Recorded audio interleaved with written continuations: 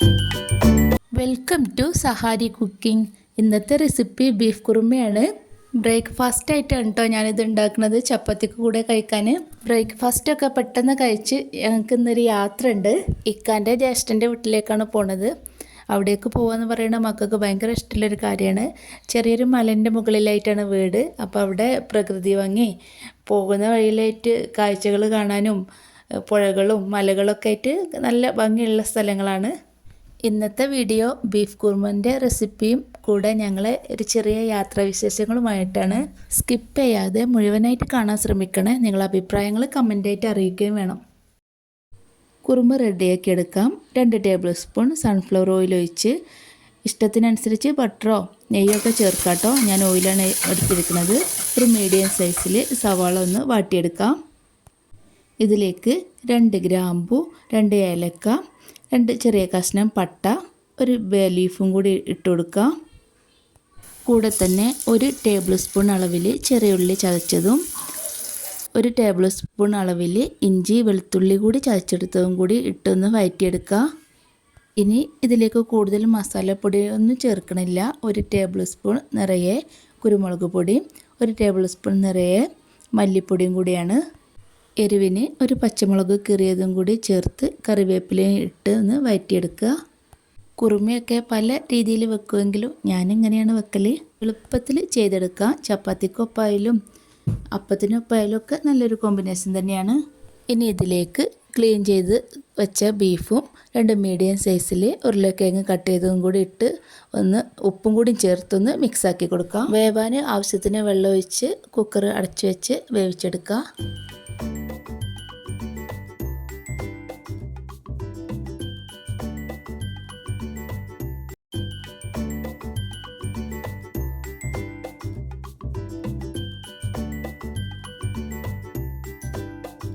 ഇനി കുറുമക്ക് ആവശ്യമായിട്ട് ഒരു 10 അണ്ടിപ്പരിപ്പ് കുതിർത്തിയെടുക്കുകയാണ്.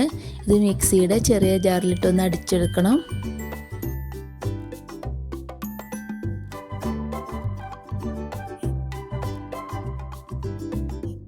ബീഫൊക്കെ വെന്ത് പാകമായി വന്നിക്കണ്.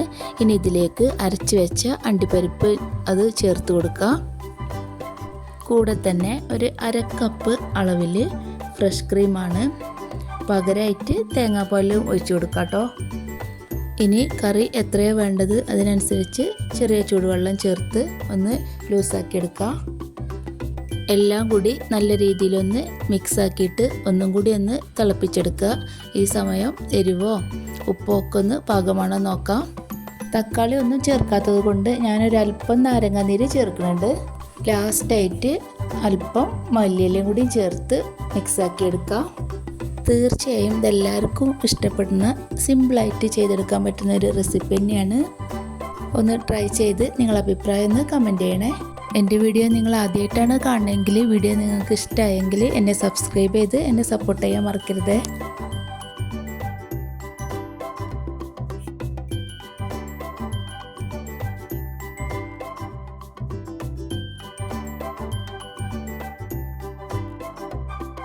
ഇനി പരത്തി വെച്ച ചപ്പാത്തി ഓരോന്നായിട്ടും പെട്ടെന്ന് ചുട്ടെടുക്കാം.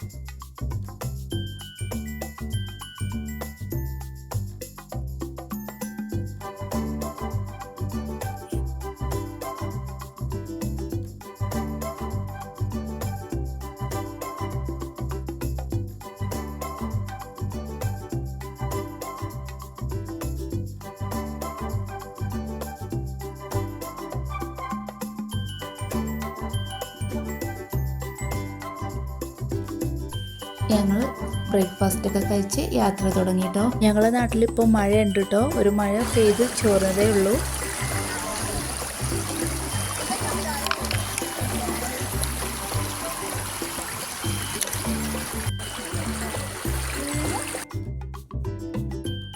ഇത് ചാലിയാർ പുഴയാണ്. ഇതിൻ്റെ തീരത്ത് ഞങ്ങൾ കുറച്ച് സമയം ഇരുന്ന്.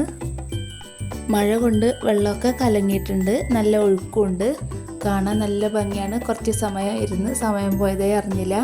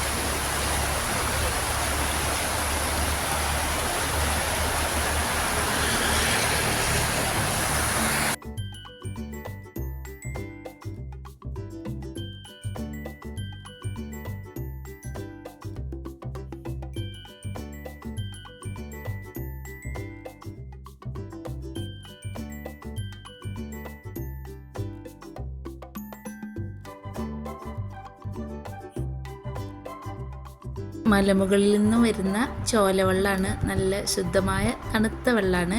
ഇവിടെ ചില വീടുകളിലൊന്നും കിണറില്ല. ഈ വെള്ളം തന്നെയാണ് വീട്ടാവശ്യത്തിനൊക്കെ ഉപയോഗിക്കുന്നത്. മഴ മൂടിയിരിക്കുന്നത് കാരണം വീഡിയോ അത്ര ക്ലിയർ കിട്ടണില്ല. ഈ ഒരു ഏരിയയിൽ റബ്ബർ തോട്ടങ്ങളാണ് കൂടുതലായിട്ടും കാണുന്നത്. കാക്കാൻ്റെ വീട് ഒരു തോട്ടത്തിൻ്റെ നടുവിലായിട്ടാണ്. ഇതൊരു അത്യാവശ്യം കുന്നുണ്ട് കേട്ടോ. വീഡിയോയിൽ കാണുമ്പോൾ തോന്നണില്ല എന്നുള്ളൂ. അത്യാവശ്യം നല്ല കയറ്റത്തിലാണ് വണ്ടി പോണത്. ചെറിയൊരു മല നിരത്തിയിട്ട് തന്നെയാണ് വീട് വെച്ചിരിക്കുന്നത്. ഇവിടെ അടുത്ത് വെള്ളച്ചാട്ടമുണ്ട്, അതേപോലെ ആട്ടിയമ്പാറയൊക്കെ ഇവിടെ അടുത്താണ്. മഴ കാരണം ഞങ്ങൾക്ക് എവിടെയും പോകാൻ പറ്റിയില്ല. കുറച്ച് നേരം അതിലേക്ക് കറങ്ങിയാണ്ട് അങ്ങനെ തിരിച്ചു പോന്ന്. കുറേ ദിവസം കൂടിയിട്ട് ഒന്ന് കാണുന്നതല്ലേ, അപ്പോൾ ഞങ്ങളെല്ലാവരും ഒന്നിച്ചിരുന്ന് ഫുഡൊക്കെ കഴിച്ച് കുറേ വർത്തമാനമൊക്കെ പറഞ്ഞിരുന്ന് അങ്ങനെ വൈകുന്നേരമാണ് തിരിച്ചു പോകുന്നത്.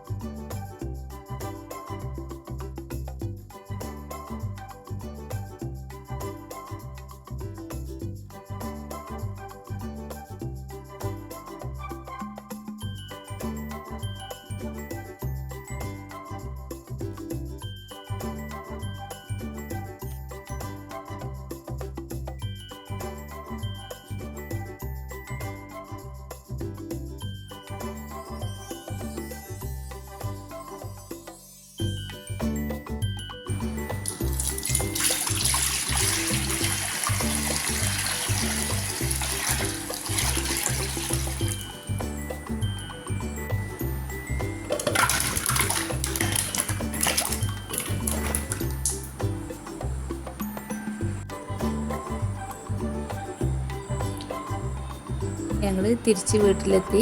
അവിടെ നിന്ന് പോന്നപ്പം കുറച്ച് അമ്പായങ്ങയും കാന്താരിമുളകൊക്കെ കൊണ്ടുവന്നിക്കണ്. ഇനി ഇതൊന്ന് ഉപ്പിലിടുകയാണ്.